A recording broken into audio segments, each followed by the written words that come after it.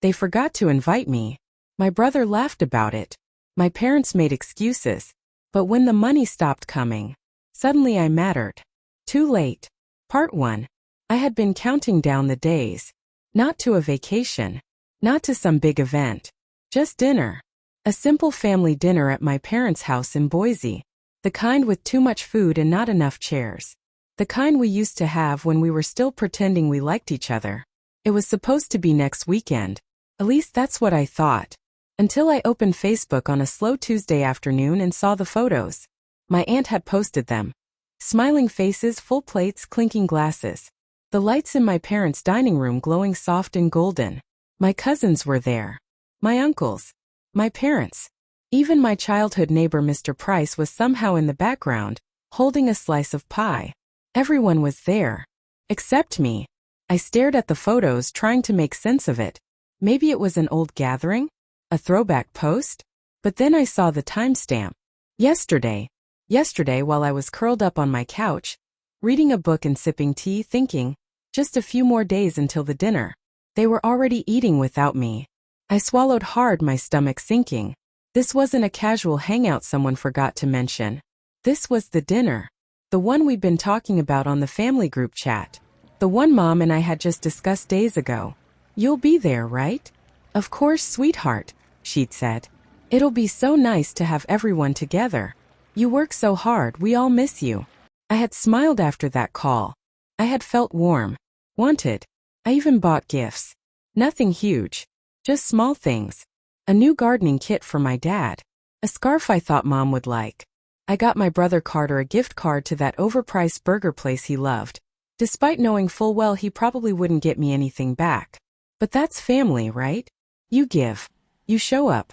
Even when they don't always do the same. I guess that part doesn't apply to me.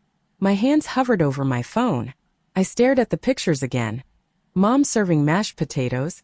Carter laughing with a beer in hand, someone giving a toast. It didn't look like a group that accidentally forgot to invite someone. It looked planned. Complete. Like they never expected me to be part of it. Something hollow settled in my chest. Still I called. I shouldn't have. I should have deleted the app, let it go, told myself it didn't matter. But I needed to hear it.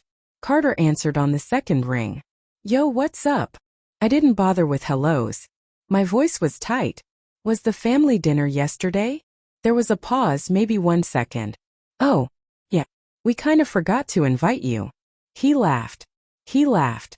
Not a nervous laugh. Not a guilty laugh. The kind of laugh that said it didn't matter. That I didn't matter. You forgot, I repeated. Yeah, he chuckled.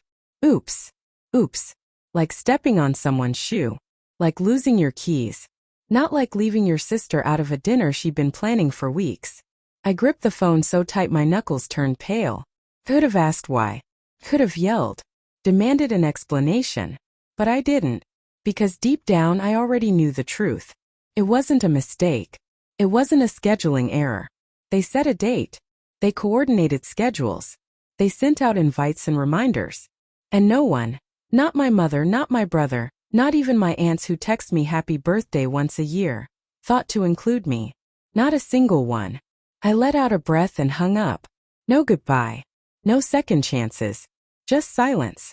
I sat there for a long time, staring at the blank screen. Carter's laugh still echoing in my ears. The worst part wasn't that they forgot. It was that they didn't care. To them, I wasn't really part of the family. Not in a meaningful way. I was the useful one. The one who covered emergencies. Sent money when Mom's car broke down or Carter's rent was short. The one who remembered birthdays and helped organize Dad's retirement party. But I wasn't someone they missed. Not someone they made room for. I was helpful. Until I wasn't. And that dinner, that was the proof. They had food, drinks, company, laughter. They had everything they wanted without me. And it hadn't made a dent. I opened Facebook one last time, scrolled through the photos again. They looked happy, effortlessly full. Like they hadn't noticed a single empty chair.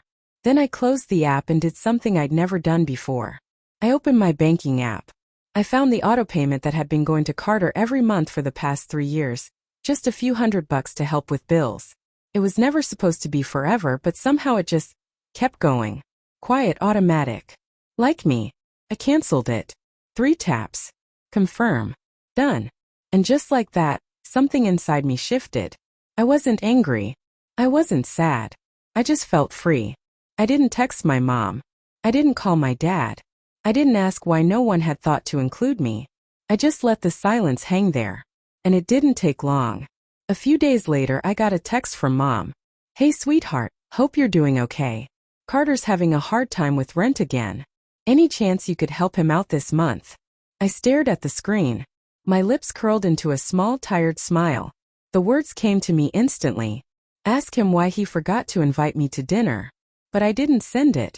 I just closed the message and let them sit with it. Maybe for the first time they'd actually wonder why I wasn't answering. Or maybe they'd write me off like always. Say I was being dramatic, emotional, moody. Either way, I was done explaining myself. For the first time in my life, I didn't care. No guilt. No urge to fix anything. No heavy need to smooth it all over. I just sat there letting myself think. Not about the dinner. Not about Carter's stupid laugh echoing in my head. Not even about my mother's inevitable guilt trip. But about how we got here. I had spent my whole life being the good one. The reliable one. The one who followed the rules, who stayed out of trouble, who made smart choices and asked for nothing. And what did I get in return? Not respect. Not appreciation. Not even basic kindness. Just expectations. Childhood in our house was simple. Carter was the golden boy. And I was the background noise. I don't mean they neglected me, not in the way that gets headlines. I had clothes, food, birthday cakes. But attention, recognition, a sense that I mattered, that was all reserved for Carter. He was the fun one. The unpredictable one. The one who could screw up and still be everyone's favorite. When he got in trouble at school, my mom would march in, furious, ready to accuse the teachers of picking on him unfairly. When I aced a test, "That's nice, honey," she'd say. "Did you help Carter with his math?" Everything revolved around him. Even when he failed, they made excuses. He stole money from Dad's wallet once when he was 16. "He's just a kid," Mom had said. He didn't mean it. He got caught cheating on a test. That teacher always had it out for him. He crashed his first car after speeding down a wet road. The tires were bald. That wasn't his fault. Meanwhile, I learned early on that I didn't get those kinds of passes. If I stood up for myself, I was being difficult. If I got upset, I was too sensitive. If I asked for fairness, I was starting drama. By the time we were teenagers, the pattern was set. I got a part-time job at 16. Saved every dollar. Planned for college. Carter barely worked, blew through cash like it was Monopoly money, and still got bailed out. I remember one moment like it's burned into my brain. I had saved for months, literal months, to buy myself a used laptop for school. I was so proud. It wasn't fancy, but it was mine. Paid for with babysitting and cashier shifts and tutoring. Then one afternoon, I came home to find Carter using it. "What are you doing?" I asked, my heart racing. He barely looked up. "Mom said I could borrow it." Borrow it? He downloaded games. Changed the settings. Deleted half my files without even asking. When I went to our parents, angry, hurt, shaking, they brushed it off. "Don't be so selfish, Natalie," Mom said. "He just wanted to use it for a bit." I had worked all summer for that laptop. Carter used it for 2 hours and ruined it. And I was the one who got scolded. By our 20s, it was fully baked in. I went to college on a scholarship. Graduated early. Got a job in finance. Worked hard. Built something. Carter dropped out after 1 semester. Floated from job to job. Lived in apartments paid for by someone else. And somehow, he was still the one they worried about.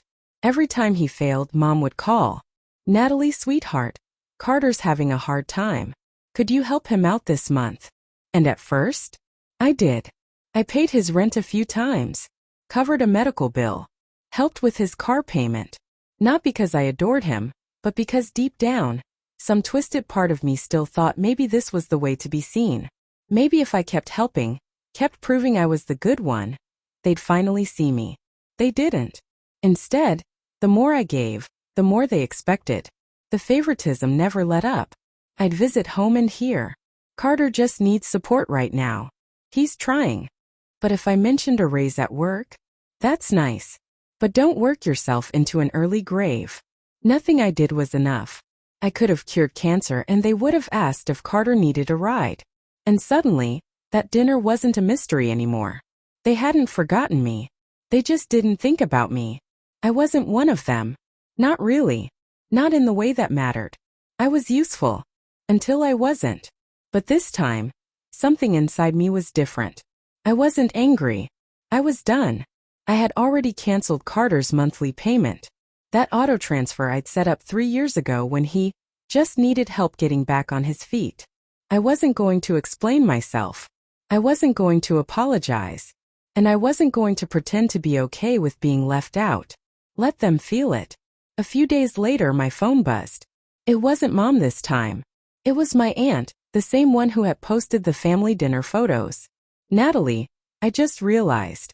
I didn't see you at the dinner. Were you out of town? My pulse picked up.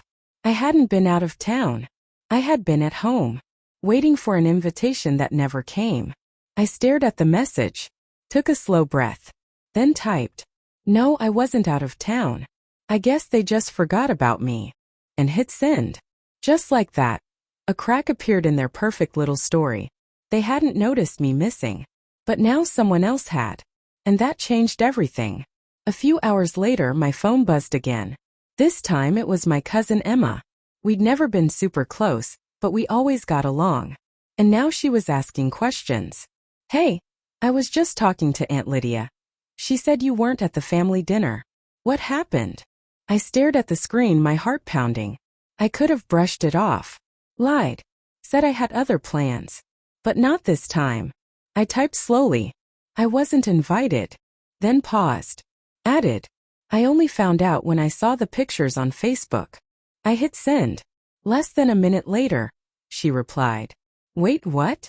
Are you serious? That doesn't make any sense." Oh, but it did. It made perfect sense. I didn't respond. I didn't need to. I'd planted the seed. Now all I had to do was let the truth do the rest. I should have known it wouldn't take long for my mom to catch wind of what was happening. The next morning I woke up to a voicemail. Her voice had that syrupy sweetness she used when she was pretending nothing was wrong. The kind of tone she used with waiters when she wanted a free dessert. "Natalie, sweetheart. I heard you've been telling people you weren't invited to dinner. That's not true, honey. It must have just been a miscommunication. I'm sure we mentioned it at some point. Maybe you forgot? Anyway, let's not make a big deal out of this. Call me back, okay? Love you." I rolled my eyes and deleted it without listening twice. A miscommunication. She really thought she could rewrite the whole thing like it was a sitcom mix-up. I hadn't forgotten anything. I hadn't missed a text.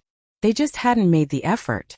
And now that people were noticing, she was trying to gaslight me into pretending it had never happened. Not this time. By the end of the week, the family group chat was lit up like a Christmas tree. I hadn't said a single word in it, but other people had. Aunt Lydia. I still don't understand how Natalie didn't know about the dinner. Who was in charge of inviting everyone? Emma. Yeah, it's weird. It's not like she lives across the country or something.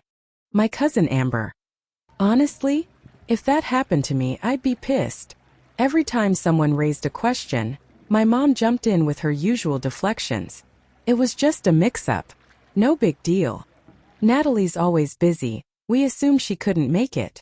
She's making this a bigger deal than it is. But the more she tried to downplay it, the worse it looked. Because the truth was simple. They had excluded me. And now, people knew it. A few nights later, my dad called. Not my mom, my dad. That almost never happened. I considered ignoring it. But curiosity got the better of me. "Hello, Natalie," he said. Then cleared his throat. "Listen, your mom's really upset. She thinks you're trying to turn the family against her." I nearly laughed. "I haven't done anything," I said calmly. "I just told the truth." "Yeah, but you're making things harder than they need to be. You know how your mother is. She doesn't like drama." I let out a long breath. "Dad," I said carefully, "why weren't you the one to call me and invite me to dinner?" There was silence on the other end. Then, I I just assumed your mom had taken care of it. And that was it. He hadn't even thought about me. Not once. And now that it was all blowing up, he wanted me to help fix it. I'm not fixing this for her, I said, flat and final. She did this to herself. And I hung up before he could guilt me into anything else. The next day, a text from Carter. The first since the dinner fallout. Yo, why is mom freaking out? I smirked at my screen. I've been waiting for this. I don't know, I replied. Maybe she finally realized I'm not just a paycheck. 5 full minutes passed. Then, wait, is this about you not sending me rent money? Dude, are you serious? You're really gonna be petty over a dinner? I took my time before replying. I gave you money for years. And the one time I was actually excited about something, you couldn't even remember to text me. Another pause. Longer this time. Then, come on, it wasn't that deep.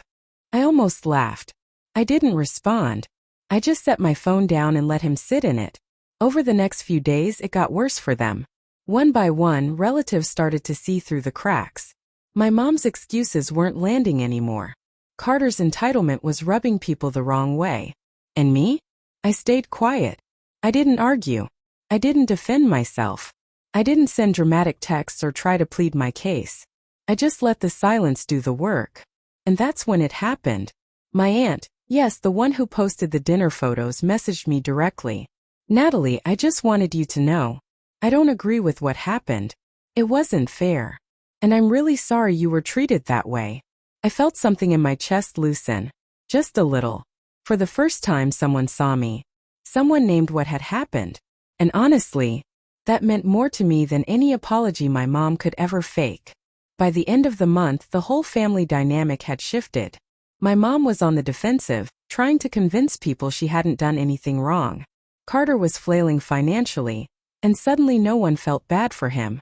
Even my dad had stopped trying to mediate once he realized I wasn't budging. And me? I had finally won. Not by screaming, not by crying, not by begging to be included, but by doing nothing. For once, I wasn't the one left out. They were. I wasn't the one chasing affection, or proving my worth, or writing checks to buy my way into their circle. I had stepped out and watched the cracks form without me. A week after my aunt's message, I got a call from my cousin Daniel. We hadn't talked in a while, but this time there was no small talk. Natalie, what the hell happened with your parents? I played dumb. What do you mean? Why weren't you at the dinner? I figured you had work or something. But then Emma told me you weren't even invited. I let out a slow breath, keeping my voice steady. Yeah, I wasn't. That's messed up, he muttered. And now my mom's pissed because your mom is acting like you just flaked. She's making herself look bad. I smiled to myself, because that was the real issue. My mom wasn't upset that she'd hurt me. She was upset that people knew she had. And while she scrambled to save face, Carter had a bigger problem. His bank account was dry. And I wasn't coming to save him this time. I had always been there. When Carter was late on rent, I covered it. When he needed a little help with bills, I wired the money. When he couldn't keep a job for more than 2 months, I filled in the gaps. I was always there. Until I wasn't. It didn't take long for him to start panicking. A few days after I stopped the payment, he showed up at my apartment. I hadn't seen him in person since the whole dinner incident. And to be honest, I wasn't exactly thrilled to see him now. I opened the door and raised an eyebrow. What do you want? Carter gave one of his dramatic sighs and shoved his hands into his hoodie pockets. Can we talk? I folded my arms. We are talking. He shifted his weight like a guilty teenager. Look, I know you're mad about the whole dinner thing. Mad? I cut in, tilting my head. I'm not mad, Carter. I just finally see things clearly. He blinked. Definitely not the reaction he was expecting. Well, whatever, he muttered. I'm in kind of a tight spot right now. Rent's due in a few days, and I was wondering if you could help me out. I just stared at him. I almost laughed. He really didn't get it. Let me get this straight, I said slowly. You didn't even think about me when planning that family dinner. You laughed in my face when I found out. And now you're standing here asking for money. His jaw tensed. Natalie, come on. You know how things are for me. Mom and Dad can't help. No. He blinked. What? No, I repeated. Figure it out yourself.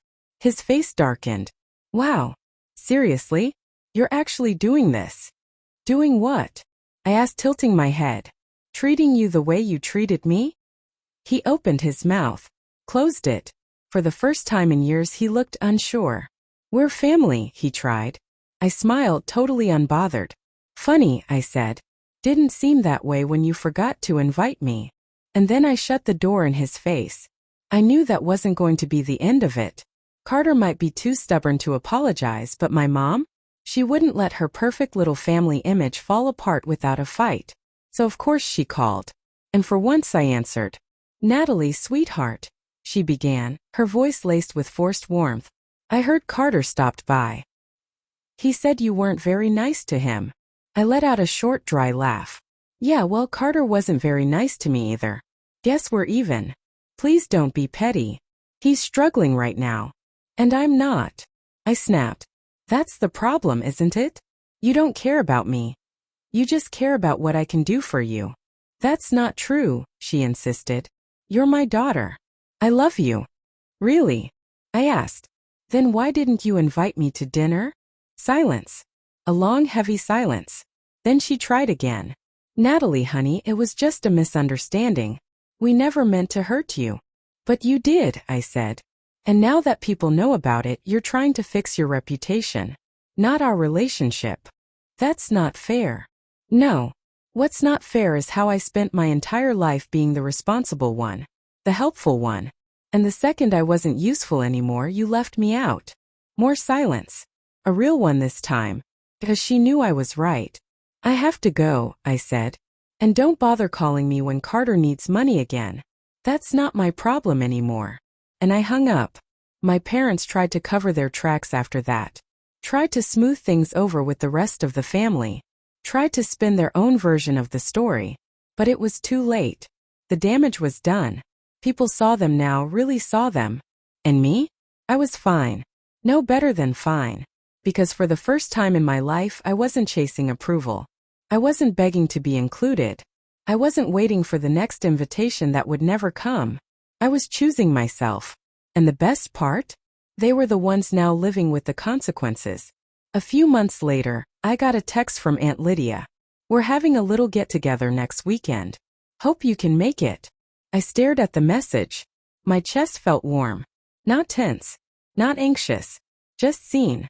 Who else is coming? I asked. She listed a few cousins, some aunts and uncles, but notably missing my parents. And Carter. I smirked. They had burned their bridges. And now? Now they were the ones being left out. I typed my response. I'll be there. And I meant it. Because for the first time it wasn't their family dinner anymore. It was mine. So, what would you have done? If your own family left you out, then came running the second they needed something, would you forgive? Would you help anyway? Or would you finally walk away like I did? Let me know in the comments. I really want to hear what you think. And if this story hit close to home, don't forget to like, subscribe, and share it with someone who needs to hear it. Thanks for watching.